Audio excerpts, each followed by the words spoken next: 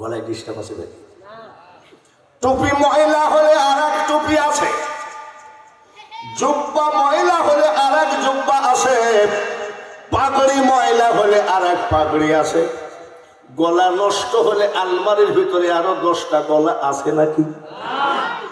এক গলা 47 বছর কেমনে টিকে? এটা বংশীয় মর্যাদা নয়, এটা ডাক্তারের ট্যাবলেট ঔষধের গরম নয়, এটা হলো একমাত্র আমার কোরআনের বরকত। আমি যদি বক্তা না হয়ে বয়াতি হতাম, বয়াতি বুঝেন তো?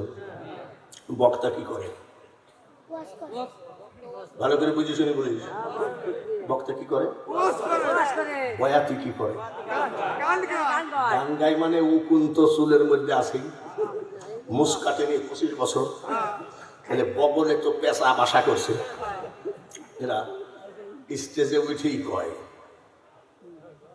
দয়ালামা, নামাজ নাই, মুঠি পানিও লেগে দয়ালামা এই পথ দিয়া আসবে রে, আমি সদাই থাকি পন্থ পানে চায়া।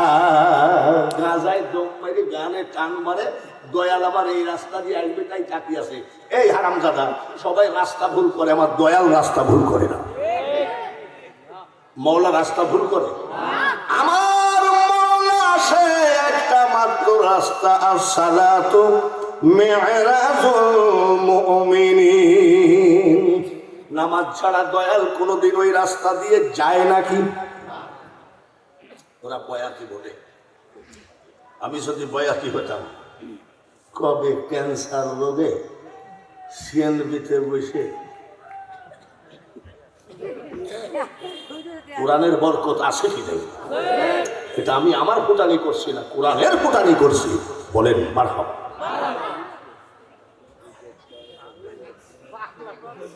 এখনো কোনো বয়াতি আমার সামনে আসতে ভয় পায় যে আব্বা বসে আছে। আমি হ্যাঁ, তোর আব্বা না, তোর বাপের আব্বা, তোর দাদা হয়ে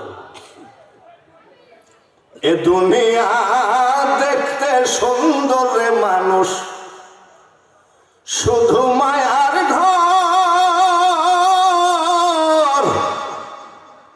ঠিক আছে তো? আইসো একা যাইবা একা, কিসের অহংকার রে বলো, কিসের অহংকার? অহংকার শুধু কোরআন পড়েছি তাই, আমরা কোরআন পেয়েছি তাই। ধরে বলেন ঠিক? বাঙালি হুজুরের কাছ থেকে কি পাইলাম? জাতি আমরা শ্রেষ্ঠ, ধর্ম আমাদের শ্রেষ্ঠ, কিতাব আমাদের। এবার আমাদের যিনি নবী, ইনি কি শ্রেষ্ঠ? জোরে কম, সবার মুখ দিয়ে বলেন। এই যে কিছু কানা মোল্লা কয় মোহাম্মদ যা আমিও তা, আবার এক কানা মোল্লা কয় কলেমার ভিতরে মোহাম্মদের নাম রাখা পাপ। আসলে এ কথা কি মানা যাবে? জীবনে কলেমার ভিতর থেকে কোনো মোল্লা আমার নবীর নাম তুলতে পারবে? আজানে শুনি আপনার নাম আছে নাকি? কলেমায় পড়ি আপনার নাম, নামাজে আপনাকে সালাম, আত্তাহিয়াতু লিল্লাহি ওয়াস সালাওয়াতু ওয়াত তাইয়্যিবাত। তারপরে কি? সালামটা কাকে দাও? জোরে কোন মারহাবা। আমার নবী কি আমাদের মতো? আল্লাহ তাআলা আমার নবী সম্পর্কে বলেন ইন্নাকা লাআলা খুলুকিন আযীম। জোরে বলেন মারহাবা। আমার হাবিবকে আমি উত্তম চরিত্রের অধিকারী করে পাঠিয়েছি। তাহলে আমাদের নবীও শ্রেষ্ঠ, ঠিক কিনা? জিবরাইল ফেরেশতাকে বলছে তোমার বয়স কত? জিবরাইল বলছে আমি বলতে পারবো না। পারবো না বলে না, আরশে মুআল্লার উপর একটা তারকা দেখিছো নাকি? জিবরাইল বলছে হুজুর জমিনে পারে কি আপনি ওই অত গোপন কথা কেমনে জানেন? বলে এত গোপন কথা তোর দরকার কি, তুই দেখছিস নাকি? বলে হ্যাঁ। জিব্রাইল বলছে, ইয়া রাসূলুল্লাহ, নবীজি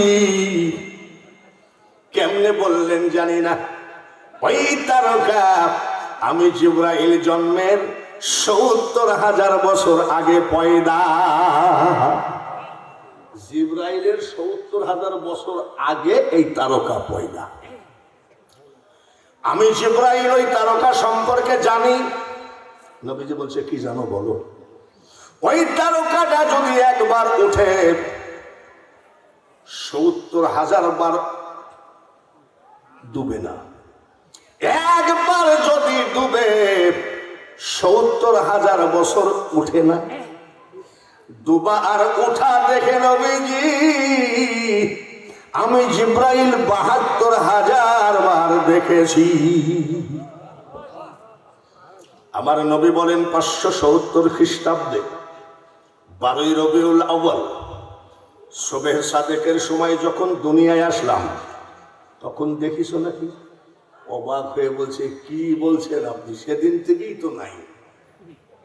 বলে জিব্রাইল, ওই তারকা ছিলাম আমি নবী মুহাম্মদুর রাসূলুল্লাহ।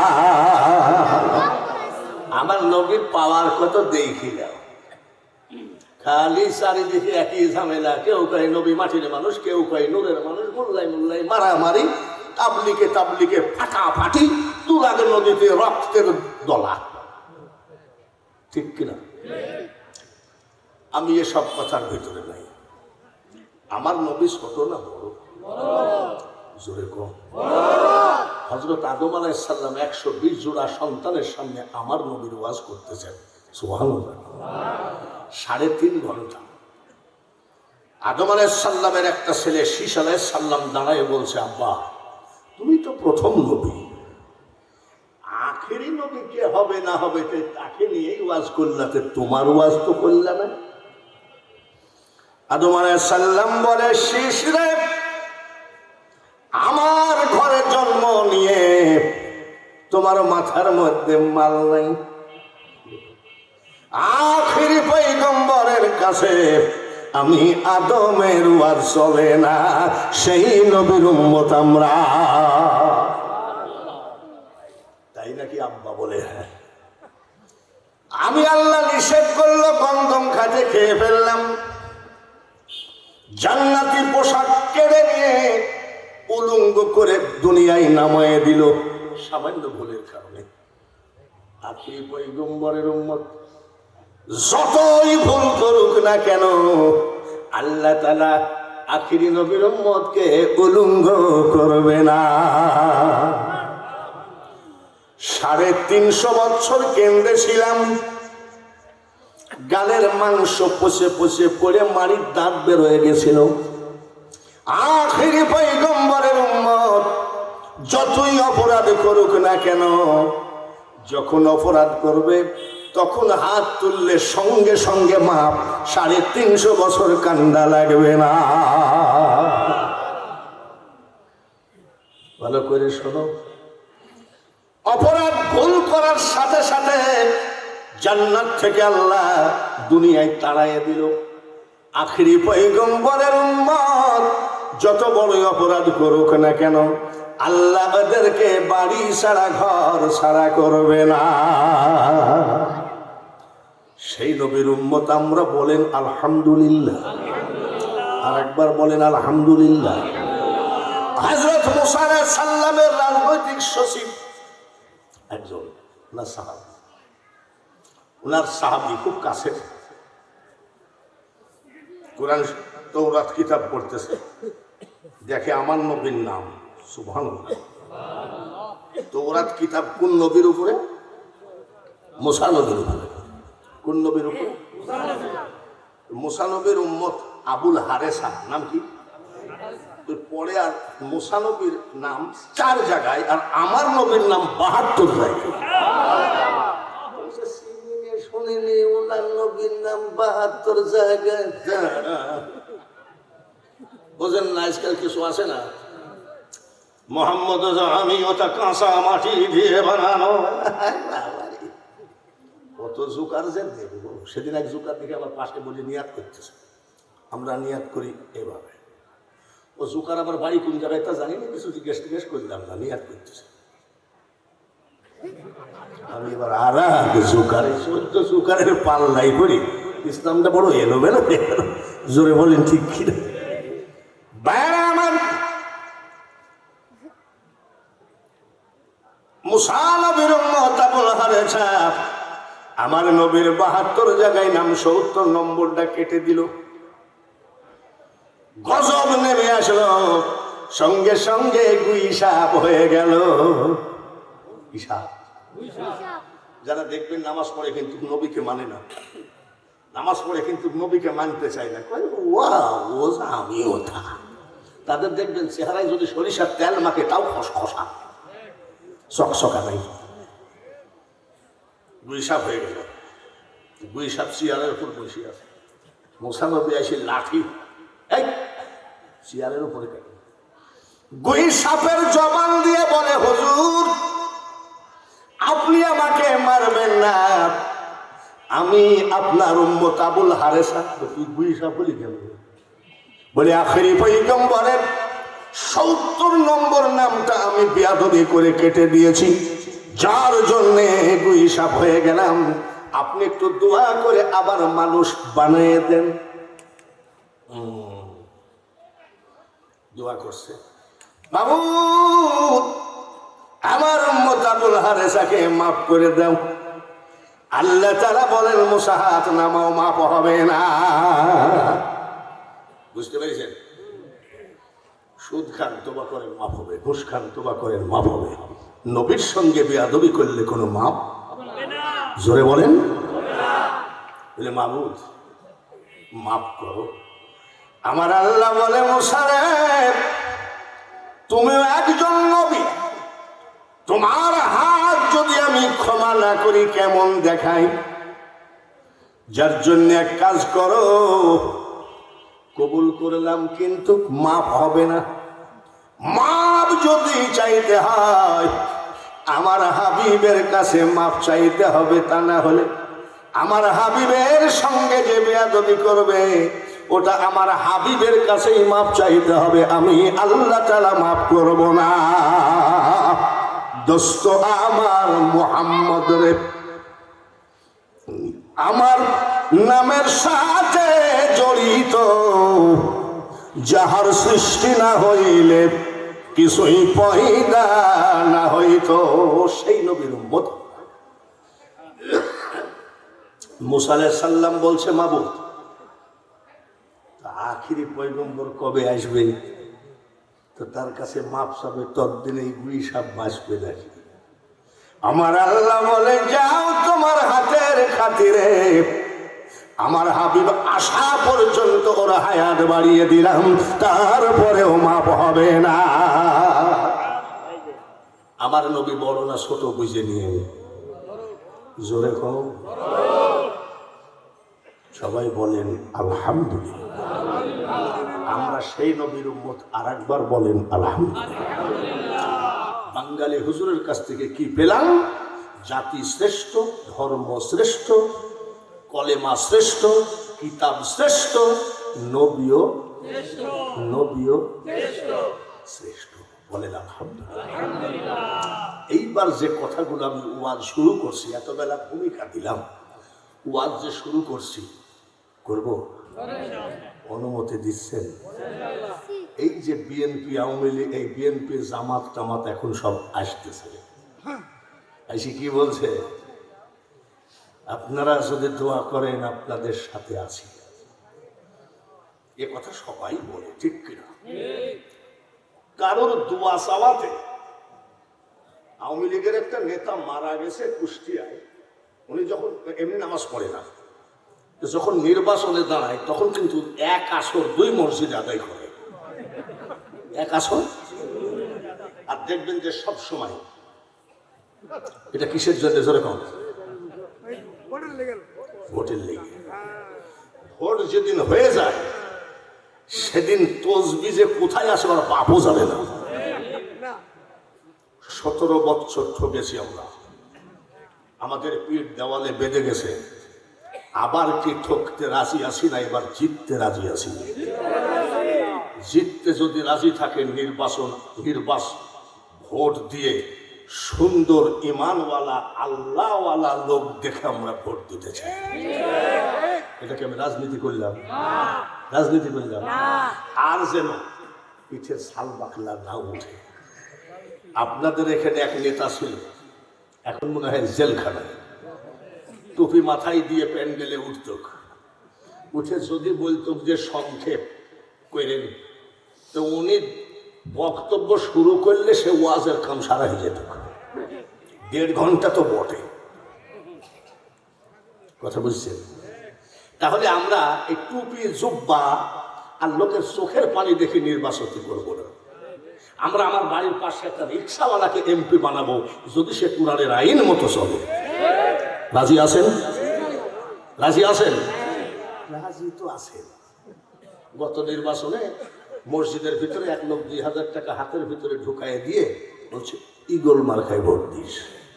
টাকাটা নিয়ে বলছে খোদার কসম ভোট আপনার। মসজিদের বারান্দায় যেই গেছে নৌকা মার্কা 5000 টাকা দিয়েছে, খেয়াল রাখিস। 5000 টাকা পকেটে থুয়ে মসজিদের দেওয়ালে হাত দিয়ে বলছে খোদার কসম নৌকা ছাড়া কোনো শালাক ভোট দিব। নেতা চোর না, নেতা বিয়াদব না, বর্তমান বাংলার জনগণ বিয়াদব। জনগণ ওয়াজে আইসে কি ঠিক, কিন্তু 1 প্যাকেট আজিজি বিড়ি দিলি ওই দৌড় মারে, ঠিক কিনা? ভাইয়েরা আমার, এই প্যান্ডেলে বহু বৎসর হয়ে গেল, আসলে এরা বলে আমাদের সবার শ্রদ্ধেয় বক্তা, আমাদের আদরের বক্তা, আমাদের আকর্ষণীয় বক্তা। আপনারা মহব্বত করেন। জিন্দেগিতে কোনোদিন আমি রাজনীতির পক্ষে বিপক্ষে বলি নাই, কিন্তু এখন আমাদের পিঠ দেওয়ালে ঠেকে গেছে, এখন কিছু জনগণকে বলাই লাগে। সামনে ডক্টর ইউনূস নির্বাচন দেবে, ভালো ভালো বসন্তের কোকিল এসে তসবিহ হাতে টুপি হাতে। আমাদের এখানে কিছু খণ্ডপীর আছে, নামাজ পড়ে না কিন্তু বাপ দেখায়। আমি কাঁপিস কেন বলে বুঝবো না, ঢাকায় বাস অ্যাক্সিডেন্ট হবে হবে ঠেকাইলাম, এসব আমরা আর বিশ্বাস করি না। বাংলাদেশের জাতীয় সংসদ 11 তলা বিল্ডিং, কয়তলা? Bullet proof. 7 বুলেট প্রুফ মানে যত বড়ই বোমা সংসদের উপরে মেরে দিক, জাতীয় সংসদের কিছু হবে না। এমন একটা শক্তিশালী বিল্ডিং আমাদের জাতীয় সংসদ। ওই সংসদে আমরা যে সোরসুটটা পাঠিয়েছি, আমরা কি সুখে ছিলাম নাকি? জোরে কম। 11 তলা বিল্ডিং, বুলেট প্রুফ 7, তারপরেও মাত্র কয়েক কোটি বাঙালি শান্তিতে থাকে না। তার কারণ কি? কারণ হলো একটাই, আমরা ভুল করে কয়টা টাকার লোভে চোর সুটটাকে সংসদে পাঠিয়েছি। আমিরুল মুমিনিন খলিফাতুল মুসলিমিন হযরতে ওমর রাদিয়াল্লাহু তাআলা আনহু সারা পৃথিবীর অর্ধেক দেশের রাষ্ট্রপতি, জোরে কোন মারহাবা। কিন্তু ওনার সংসদ ভবন ছিল ছিড়া খেজুরের পাটি ছিল সংসদ। তখন মানুষ সুখে ছিল না, অশান্তিতে। জোরে কম। সুখে থাকার কারণ তিনি কোরআনের আইন মতো পরিচালনা করেছেন, আবার নিজে কোরআনের আইন মতো নিজেও পরিচালনা হয়েছে। ধোঁকাবাজি তসবিহ ছিল না রাষ্ট্রপতি ওমরের, সিটারি টুপি ছিল না রাষ্ট্রপতি ওমরের। উনি আসলে একজন কোরআনপন্থী ছিলেন এবং কোরআনের আইন দিয়ে দেশ শাসন করেছে। বলে কেমন? আগামীকাল ঈদ, আজকে সন্ধ্যার সময় ওনার স্ত্রী বলতেছে, শোনো, রাষ্ট্রপতির স্ত্রী, সুবহানাল্লাহ বলো, রাষ্ট্র জোরে কর না ভাই, সুন্দর সুন্দর ওয়াজ শোনাচ্ছি, বলেন মারহাবা। ওনার স্ত্রী বলতেছে, আমাকে কিছু দেওয়া লাগবে না। ছোট ছেলেটা একটা জামার জন্য কাঁদতেছিল। রাষ্ট্রপতির ছেলে কিসের জন্য কান্দে? জোরে কম। ঈদে একটা জামাও হয়নি। আর আমাদের রাষ্ট্রপতি, আমাদের স্পিকার, আমাদের প্রধানমন্ত্রী, চতুর্থ মন্ত্রী ঈদের 1 মাস আগে তারা সিঙ্গাপুরে চলে যায়, মালয়েশিয়া চলে যায়, প্লেন রিজার্ভ করে সপরিবারে বোম্বে মার্কেটিং করতে যায়। আর রাষ্ট্রপতি ওমরের ছেলে একটা ঈদের জামার জন্য কান্দে। তো হযরত ওমর বলছে, আচ্ছা ঠিক আছে, দেখছি, চিন্তা করো না। রাষ্ট্রপতি ওমর চিঠি লিখতেছে অর্থমন্ত্রীর কাছে, মাননীয় অর্থমন্ত্রী, আমার সালাম নেবেন, আশা করি মহান আল্লাহ তাআলার ইচ্ছায় ভালো আছেন। আমি রাষ্ট্রপতি ওমর বলছি, আমার ছোট ছেলে একটা জামার জন্য কাঁদতেছে, টাকা নাই, আপনি আমাকে 1 মাসের বেতন অগ্রিম দিয়ে দেন, প্রতি মাসে মাসে বেতন থেকে কেটে নিয়ে। ইতি রাষ্ট্রপতি ওমর সই করে সিল মেরে দিয়েছে, রাষ্ট্রপতির সিল গেছে অর্থমন্ত্রীর কাছে। অর্থমন্ত্রী পড়তেছে, চিঠি লিখতেছে, মাননীয় রাষ্ট্রপতি, পত্র পড়ে আমি অবগত হলাম, কিন্তু 1 মাসের বেতন আমার দ্বারাই দেওয়া সম্ভব না।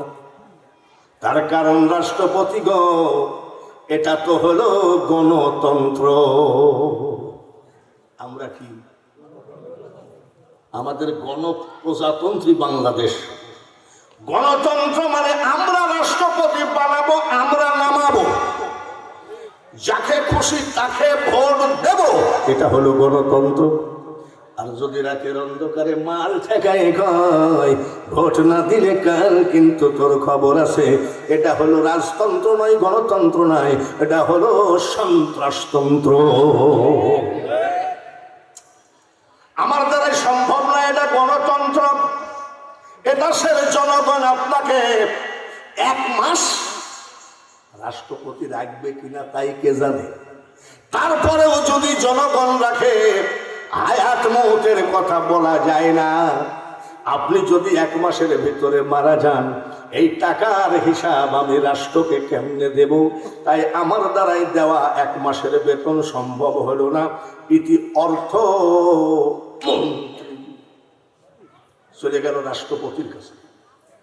রাষ্ট্রপতি পড়ে আর কান্দে, চোখের পানি চিঠির উপরে পড়ে।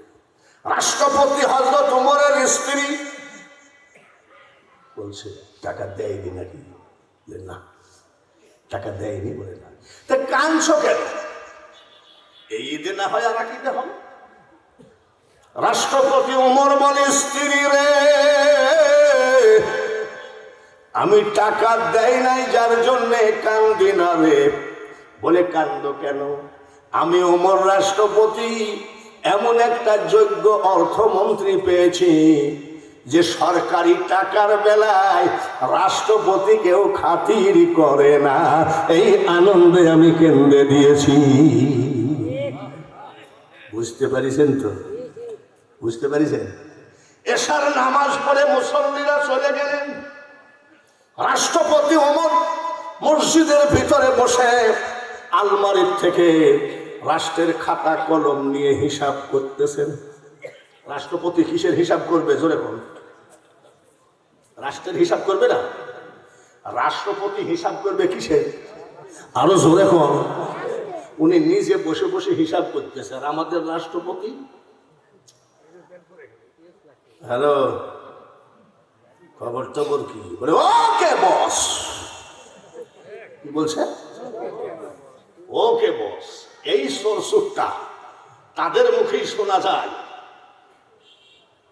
আমার বাড়ির কাজের মেয়েও 4,500 কোটি টাকার মালিক। তো পাপের টাকা নেই। বাংলার জনগণ 1 কেজি চাল কিনলে আর ডাল হয় না, ডাল কিনতে গেলে মাংস হয় না, নদীর মাছ কপালে জুটল না, আর তোর কাজের মেয়ে 4,500 কোটি টাকার মালিক। আপনারা কি এই চোরকে আবার ভোট দেবেন? আমি বাঙালি হুজুর যদি এসে বলি ইনশাল্লাহ বহু বিশ্বাস করেন আমি এই পেশা খোলার মাটিকে স্বর্ণ দিয়ে বানিয়ে দেব, ওই সব আর চলবে না। এইবার আমরা দেখিয়া শুনিয়া ভোট দিব, আর মার খাইতে পারবো না। রাজি আছেন তো? রাষ্ট্রের হিসাব করতেছে, হিসাব করলে পরে হঠাৎ করে হজরত আলী হাজির নবীজির জামায়। হজরত ওমর বলছে, আলী কেন আসলেন? বলে এত চেষ্টা করলাম, ঘুমে ধরল না। তাই নাকি? তো আপনার সাথে একটু কথা বলবো, সময় কাটাবো। হজরত ওমর বলছে, আলী, আল্লাহর রাসূলের জামাইয়ের সাথে কথা বলবো, আমার জীবন ধন্য, একটু অপেক্ষা করেন। রাষ্ট্রের খাতা কলমগুলো আলমারির ভিতরে ঢুকায় রাখলেন। এবার আসেন কথা বলি। সামনাসামনি হওয়ার সাথে সাথে বাতি ধরায় হিসাব করছিলেন। বাতি বাতি চেলা বাতি নিভাইয়া দিলেন। হযরত আলী বলে, ওমর, মুখ না দেখা গেলে কথা বলা যায় নাকি? বাতিটা নিভাইয়া দিলেন। বলে, ওমর, বাতি নিভাইলেন, অন্ধকারে মুখ না দেখা গেলে কথা বলবো কেমনে? হযরত রাষ্ট্রপতি ওমর বলে, আলী, নবীজির জামাইয়ের সামনে বাতি নিভানো বেয়াদবি, এটাও আমি জানি, কিন্তু কিছু করার নাই। বাতির যে তেলটুকু, এটা রাষ্ট্রীয় তেল। কিসের তেল? জোরে কম। রাষ্ট্রীয় তেল দিয়ে রাষ্ট্রের হিসাব করা যায়। কারোর ব্যক্তিগত আলোচনা করার জন্য রাষ্ট্রীয় তেল বাজেট না। জ্ঞানী বুঝে ইশারায়, মূর্খ সাপল দিয়ে চোখের মনি তুলে দিলেও বুঝে না। ওই 300 টাকা 500 টাকার কাছে বিক্রি করে চোর চুপটাকে সংসদে পাঠাইও না। এবার বুঝিনি, জোরে বলেন ঠিক ঠিক। ইয়ামিন শহর থেকে আসছে এক লোক, সারা রাত রাষ্ট্রপতির বাড়ি খুঁজেছে, পাই নাই। আমাদের রাষ্ট্রপতি থাকে কোথায়? বঙ্গভবন। সেখানে যাই দেখেন র্যাব, পুলিশ, চৌকিদার, দফাদার, আনসার, যত গোষ্ঠী সব দাঁড়াই আছে। তো উনি তো ওই রকম না, খুঁজে পাইনি। ফজরের নামাজ পড়ে জিজ্ঞাসা করছে, ভাই, আমি রাষ্ট্রপতির বাড়িটা সারা রাত খুঁজেছি, পাই নাই। বলে, ওই যে বাঁকা একটা খেজুর গাছ, খেজুর গাছের নিচে খেজুরের ডাল দিয়ে বানানো একটা ঘর, তালের পাতা দিয়ে বানানো চাল, ওটাই হলো রাষ্ট্রপতির বাড়ি। তাই নাকি? আসসালামু আলাইকুম ইয়া আহলাল বাইত, ঘরে কি আছেন? সালাম নেন। রাষ্ট্রপতি উমরের বাড়ির ভিতর থেকে, ওয়ালাইকুম সালাম, কি চান? বলে, রাষ্ট্রপতি আছেন। বলে, উনি পানি আনতে গেছে। কি বুঝলেন? আজও সে কোরআন আছে, হাদিস আছে, বাংলার জমিনে পীরের অভাব নাই। রং বেরঙের বক্তা আছে, রং বেরঙের নেতা আছে, কিন্তু নাই সে আলী, নাই সে উমর। পানি আনতে গেছে। বলে, কোন দিক? বলে, এই দিক। প্রায় 1 মাইল দূর যাই দেখে রাষ্ট্রপতি পানি নিয়ে কলসটা এই জায়গায় নিয়ে আসতেছে। লোকটা জিজ্ঞেস করছে, আপনি কি রাষ্ট্রপতি? বলছে, না না, আমি ওমর। আমি কি? ওমর। একটু কথা ছিল, সারা রাত আপনার বাড়ি খুঁজছি। বলে, আমার বাড়ির উপরে চলে। বলছে, বাড়ির উপরে যাওয়ার সময় হবে না যে ভাইজান। বলে, একটু চলে না, এখানেই বলে। বলছে, বলেন। বলছে, কলসটা একটু নামান। তো উনি বসে এই জায়গায় কলসটা রাখছে। ইয়ামিন শহরের লোকটা বলেন, রাষ্ট্রপতি, একটু মাটিতে রাখলে অসুবিধা কি? মাটিতে রাখলে অসুবিধা কি? বলে, অসুবিধা আছে। বলে, কি? কলসটা পুকুরের ভিতরে চুবাইছিলাম, কলসের গা ভিজা। এই জমিনের পরে যদি রাখি, ভিজা কলসের পাশায় যদি এই বাড়িওয়ালার মাটি আমার বাড়িতে যায়, কিয়ামতের মাঠে এই মাটি আমাকে জাহান্নামে নিয়ে যাবে। এর নাম হলো কোরআনের শাসন। ফামাইয়া আমাল মিসকালা যাররাতিন খায়রান ইয়ারা। ওই যে নৌকায় দাড়ি মাড়ি চাইছে পলাচ্ছিল না, সালমান এফ রহমান শুনলাম ৩৬,০০০ কোটি ব্যাংকের থেকে নিছে, চোরের মতন পড়ে যাচ্ছিল। ওটা আমার জামাই, ওর বাড়িতে খাইলাম, ওর বাড়িতে আমি এসে খাই। আর এটা তো প্রতি বছর দেখা হয় সভাপতি। আমরা এখানে লম্বা 4 জন লোক আছি। এই 4 জন লোককে নিয়ে যদি যমুনা নদীর কিনারে একেবারে ক্রস ফায়ার দেয়, মরতে রাজি আছি, কিন্তু দাড়ি কাটতে রাজি না। আমরা দাড়ি কাটতে রাজি নাই। আর উনি দাড়ি কাটে বলাচ্ছিলেন, তার কারণ এই দাড়ি নবীর মহব্বতের নয়, আল্লাহ রসুলের খুশির জন্য রাখে নাই, এই বাংলার টাকাগুলোকে ধ্বংস করার জন্য দাড়ি রেখেছিল, যার জন্য দাড়ি কেটে ফেলেছে। উনি টুপিও মাথায় দিতেন, টুপিও মাথায় দিতেন। উনি হলো আহলে হাদিসের বাংলাদেশের উপদেষ্টা। কোথায় গেল টুপি আর কোথায় গেল দাড়ি? টুপি আর দাড়ি দেখে আর আমরা ভোট দিতে চাই না। আমরা ভোট দিতে চাই একমাত্র তার চরিত্রের ভিতরে কোরআনের আইন আছে কি না। রাজি আছেন তো? রাজি আছেন তো? আমার ওয়াজগুলো কি খারাপ লাগছে? এইবার আমি অল্প অল্প করি ওয়াজ আজকে করলাম, বেশি না করি। এইবার আমি আমার মা বোনেরা এই পেশা খোলাতে যে পরিমাণ মহিলা প্যান্ডেলের লোক হয় নাকি, পুরুষের থেকেও 3 ডবল মারহাবা কর, জোরে কর মারহাবা। আমার মা বোনেরা আসে ঠিকই, কিন্তু ওনাদের ভাগ্যে ওয়াজ হয় না। আজকে আমি মেয়েদের কিছু ওয়াজ করব, আপনারা কি রাজি? মেয়েরা রাজি আছে কিনা আল্লাহ জানে। ও রাজি থাকলি বাকি না থাকলি বাকি। আমি একটু মেয়েদের ওয়াজ করবো অল্প টাইম, তারপরে এই যে এদের ধরবো, এই যুবকদের ধরবো, সব ওয়াজ হবে আজ। মাসাসিরা তোমার ছেলেকে ফেসবুক দিয়ে, তোমার ছেলেকে এই টাচ মোবাইল দিয়ে তোমরা যে কি ঠগা ঠকিছো, আজ সব ওয়াজ করবো। রাজি আছেন তো? বলেন আব্দুল কাদের জিলানী ভণ্ড না উনি? শুধু অলি না, সমস্ত অলিদের সর্দার, তার নাম আব্দুল কাদের জিলানী। বলেন মারহাবা। মা শাশিরা খবরদার, আপনাদের কাছে অনুরোধ করছি, মনটা এদিক ওদিকে না দিয়ে ঠিক মাইকের দিকে দেন। দেখেন তো বাঙালি হুজুর কি বলে। এক অজুতে বড় পীর আব্দুল কাদের জিলানী এশা ও ফজর আদায় করেছেন। সুবহানাল্লাহ। ইরাকের জঙ্গলে 22 বছর ইতিকাফ করেছে। মারহাবা বলে। কত বছর ইতিকাফ? আর আমাদের মসজিদে 3 দিনের ইতিকাফ না করাইলে কেমন হয়? 2টো ছেলে বলল আমরা ইতিকাফ করব। আমি ঠিক আছে, আমরাও তোমাদের জন্য দোয়া করি। তো 3 দিনের ইতিকাফ, কথাবার্তা বলা যাবে না, সব সময় আমলে থাকতে হবে, অজু গোসল ছাড়া বাইরে যাওয়া যাবে না। শুক্রবারে জুম্মার নামাজের জিজ্ঞাসা করছি, শোনো তোমরা তো 2টা যুবক মানুষ, ইতিকাফ করছো, তো রাত কিভাবে কাটতেছে? ফেসবুক দেখে ফস করে রাত কাটে। ইতিকাফে কি দেখে? আর বড় পীর আব্দুল কাদের জিলানী ইরাকের জঙ্গলে 22 বছর ইতিকাফ করেছে। সুবহানাল্লাহ। তাহলে উনি পীরটা খাঁটি না ভয়? এক অজুতে ফজর টু এশা। আমাদের কুষ্টিয়ায়, আপনাদের পাবনার কথা বলছি না, পাবনাতে ভালো ভালো পীর আছে, যেমন জোনপুরি আছে, আলী আসগর সাহেবের খানকা হাটুরিয়ায় আছে। আমাদের কুষ্টিয়ার কিছু পীরের কথা বলছি। পীরের ব্যাগ খুঁজলে পাওয়া যাবে জায়নামাজ, তসবিহ, টুপি, ঠিক কিনা? আমাদের কুষ্টিয়ায় কিছু পীরের ব্যাগ খুঁজলে পাওয়া যায় নারকেলের সুবা। কি পাওয়া যায়? নারকেলের সুবা। আর এইরকম একটা মিশমিশি কালো চেনে একটা কি,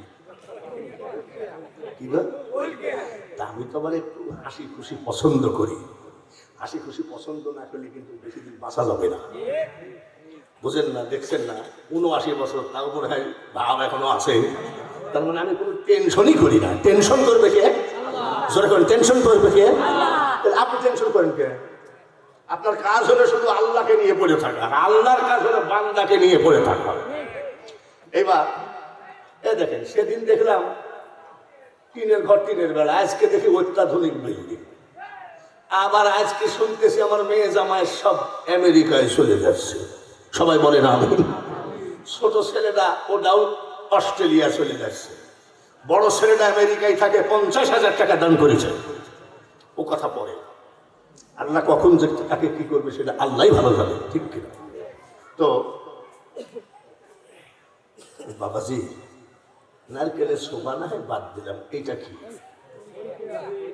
তো কলকি দেয় সুমা খেয়ে কয়, তুমি মোল্লা মানুষ বুঝবা না বাবা, এটা হলো কলকি শরীফ। কলকি কি? আব্বা যে কথা বলবো বলে কি, মক্কা শরীফ, মদিনা শরীফ, বাগদাদ শরীফ, আজমির শরীফ, কোরআন শরীফ, হাদিস শরীফ, কিন্তু কলকি আবার শরীফ হলো কবে, এটা আমার একটু জানা দরকার। বলে শোনো কাঠ বললাম, আমি নাকি কাটবো? বন্ধ পীর আমার কি বলছে শোনো, কি আমার পীর কেবলা মারা যাচ্ছিলেন, সীতানাই বসে কাঁদতেছিলাম, আমার চোখের পানি দেখে আমার পীর কেবলা এটা বালিশের তল থেকে বের করে বলছে, কান্দিস না রে বেটা, কান্দিস না, মাল দিয়ে গেলাম ধরে রাখিস। কার দেওয়া? পীরের দেওয়া। তার জন্য কি লাগাইছে? সব বিচারই তো টুকটাক আল্লাহ করে, এদের বিচারটা যে কবে করবে আমি যেন দেখি মরতে পারি, একটু আমার জন্য দোয়া করবেন। ভাইয়ের আমার, মায়ের আমার, আব্দুল কাদের জিলানীর বয়স মাত্র 4 বছর। বলেন, ওনার আম্মা জান নিয়ে মাদ্রাসায় নিয়ে গিয়ে কয়, হুজুর আমার ছেলেটারে হাফেজি বানাইয়ে দিয়েন। আম্মা জান চলে গেলেন, উস্তাদ জিজ্ঞাসা করছে, বলে এদিকে আসো, তোমার নাম কি? বলে আমার নাম আব্দুল কাদের। বয়স কত? কত? পড়ো, আউযু বিল্লাহি মিনাশ শাইতানির রাজিম। বড় পীর আব্দুল কাদের জিলানী বলছে, হুজুর ওটা আমি জানি। বিসমিল্লাহির রহমানির রহিম। বলে হুজুর ওটা আমি জানি। বড় আলহামদুলিল্লাহি রাব্বিল আলামিন। বলে হুজুর ওটা আমি জানি। বড় আলিফ লাম মিম যালিকাল কিতাবু লা রাইবা ফি। বলে হুজুর ওটাও আমি জানি। উস্তাদ বিরক্তি এসে বলছে, আইসা যাই, কয় পারা মুখস্থ আছে? বলে 18 পারা। বয়স কত? উস্তাদ এটা কি মানুষ না জিন? রে বাড়ি যা, বাড়ি গেছে। মা জিজ্ঞাসা করি, আব্দুল কাদের বাড়ি আসলি কেন? বলে মা উস্তাদ যে ছুটি দিয়েছে। ঠিক আছে। বিকাল বেলায় উস্তাদ হাজির। পর্দার আড়ালে মা বোনেরা মাইকে দিক খেয়াল করো, বিকাল বেলায় কে হাজির? বাড়ির দরজায় দাঁড়ায় সালাম দেয়, আসসালামু আলাইকুম ইয়া আহলাল বাইত।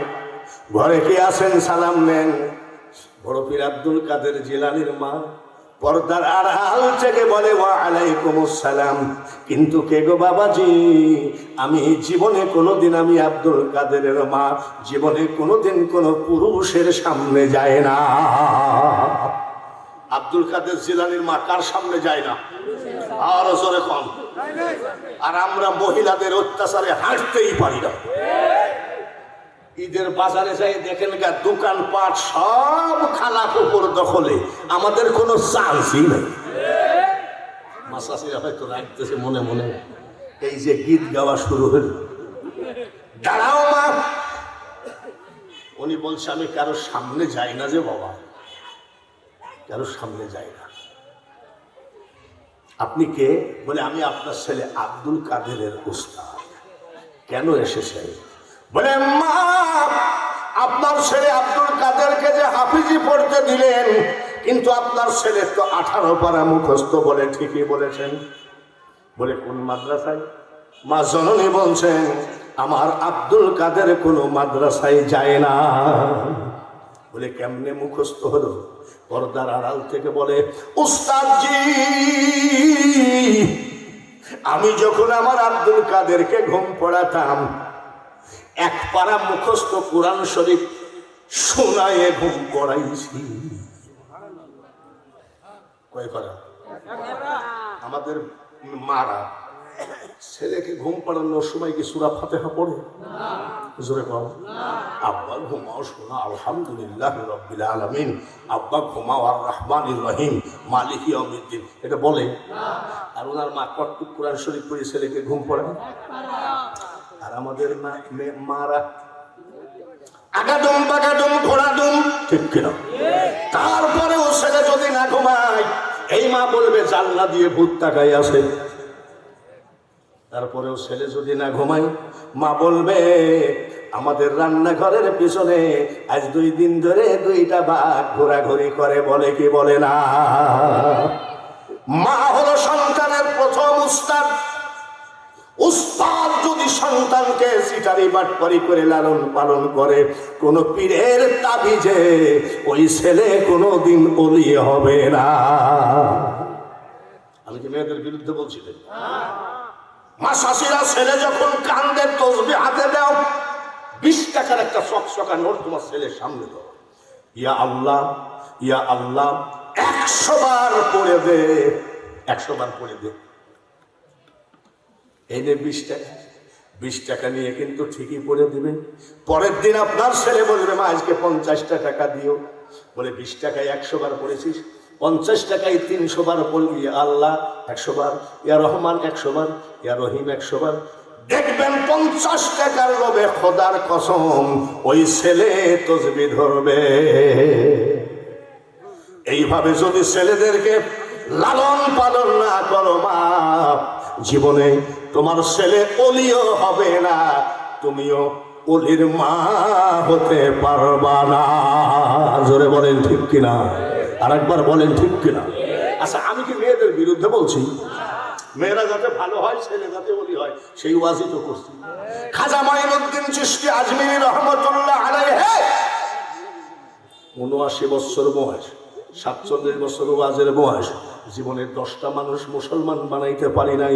আর আমার খাজা মাইনুদ্দিন চিশতি 90 লক্ষ অন্য জাতিকে মুসলমান বানিয়েছে। কয় লাখ? তাবলিগ জামাতরা তো খালি মসজিদে মসজিদে দাওয়াত দিয়ে বেড়ায়, আর উনি কয় লাখ অন্য জাতিকে?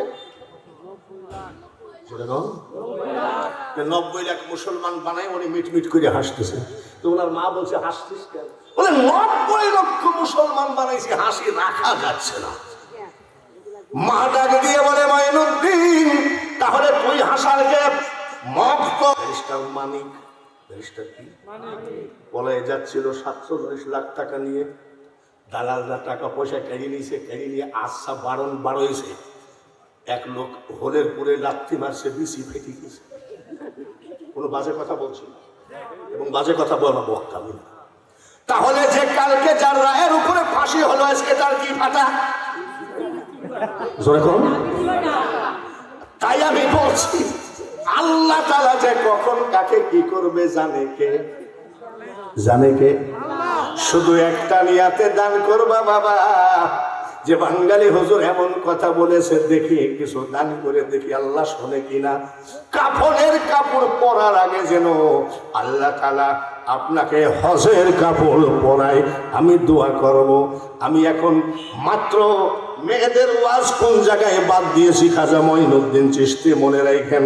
আমি আমার কালেকশনের নিয়ম হলো, বক্তারা বলবেন তামাম পৃথিবীর সমুদ্র মহাসমুদ্রের পানি যদি এক জায়গায় করো, ওকে যদি কালি বানাও, ওই কালি দিয়ে যদি আমার কালামের দাম লেখা শুরু করো, কালি কলম শেষ হয়ে যাবে, আমার কালামের দাম লেখা শেষ হবে না। তার জন্য আবার যাও, তোমার জাইগির ম্যানের বউ নয়, শুধু জাইগির ম্যানের গোটা ফ্যামিলি।